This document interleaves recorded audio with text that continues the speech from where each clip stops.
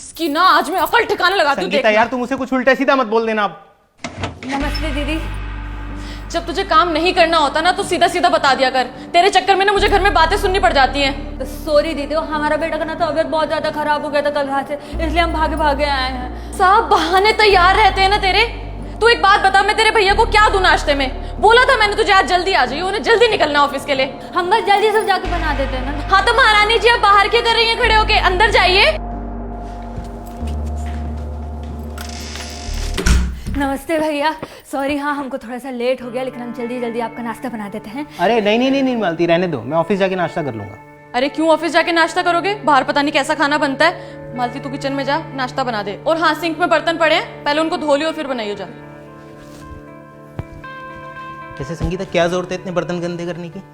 और किचन में रात को इतने बर्तन गंदे करती क्यों हो तुम? आप ना इसको ज्यादा सर पे मत चढ़ाओ, मुझे पता है अच्छे से काम वाली से काम कैसे निकलवाना होता है। मालती जल्दी जल्दी हाथ चला, लेट हो रहा है इनको।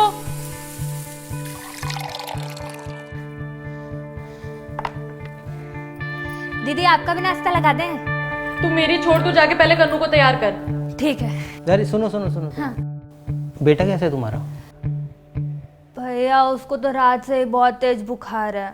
अरे इसने कुछ खिलाया होगा उल्टा सीधा उसको। इनके यहाँ तो वैसे भी खाना खुला मिलता है। अरे नहीं दीदी, हम उसको बाहर का खाना खाने नहीं देते हैं। वो तो बस कल खाना जब खा रहा था ना, तो उसके बाद हम उसको बस केक खिला देते जो आप दिए थे। सुना तुमने? तू कहना क्या चाहती है कि मैंने जो केक तेरे बेटे के लिए भेजा उससे तेरा बेटा बीमार हो गया? नहीं दीदी, हम ऐसा नहीं कह रहे हैं, आप गलत समझ रही हैं। संगीता मालती तुम जाओ कन्नू को तैयार करो। हाँ हाँ। बहुत तरफदारी कर रहे थे ना इसकी। देखा कैसी कैसी ऐसी जुबान चलती है इसकी। बोल रही है कि मैंने जो इसके बेटे के लिए केक भेजा उससे इसका बेटा बीमार हो गया। उसने ऐसा नहीं बोला है संगीता, और अगर वो ऐसा बोलती भी तो क्या गलत बोलती?